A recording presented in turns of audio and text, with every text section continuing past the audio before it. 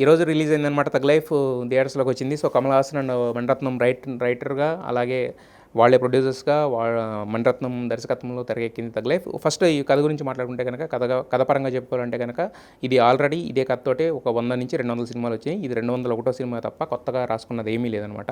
At least Mani Ratnam అనగానే screen play గురించైనా కొంచెం ఎక్స్‌పెక్ట్ చేస్తాం. ఎందుకంటే ఆయన చేసిన గొప్ప గొప్ప సినిమాల్లో కూడా కథలేమి తెలిసినయి, అదే గొప్ప గొప్ప కథలేమి కాదు. వాటిని గొప్పగా మలిచారనమాట. సో, ఆయనకంటూ ఒక స్టైల్ ఉంది. సో, ఈ సినిమా చూస్తే గనక మనకి ఎవరైనా క్రెడిట్స్ చూపించకుండా ఈ సినిమా చూసి ఇది ఎవరిదో చెప్పమంటే కనుక ఖచ్చితంగా మణిరత్నం అని గెస్ చేయలేరనమాట. ఆ రేంజ్‌లో ఉంది సినిమా. అలా ఎందుకు వచ్చిందనేది వాళ్ళకే తెలియాలి.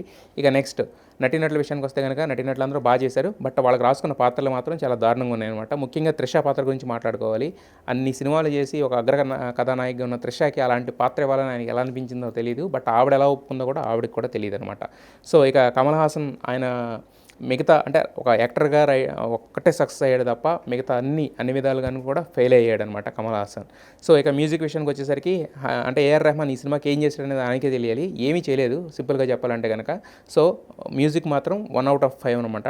టోటల్‌గా ఇక సినిమాటోగ్రఫీ మాత్రం చాలా బాగుంది. అలాగే ప్రొడక్షన్ వాల్యూస్ బాగున్నాయి. ఈ రెండే ఈ సినిమాకి ఇది. అట్ ద సేమ్ టైమ్ అంటే టాలెంటెడ్ యాక్ట్రెసెస్ కాబట్టి వాళ్ళకి చెప్పిన దాన్ని చాలా బాగా ప్రజెంట్ చేయగలిగారు. ఇవి తప్పించి ఈ సినిమాలో చెప్పుకోవడానికి ఏమీ లేదు. గొప్పగా ఎక్స్‌పెక్ట్ చేసి వెళ్ళడానికి ఏమీ లేదు. సో, ఈ సినిమాకి మనం ఇస్తున్న రేటింగ్ 2/5.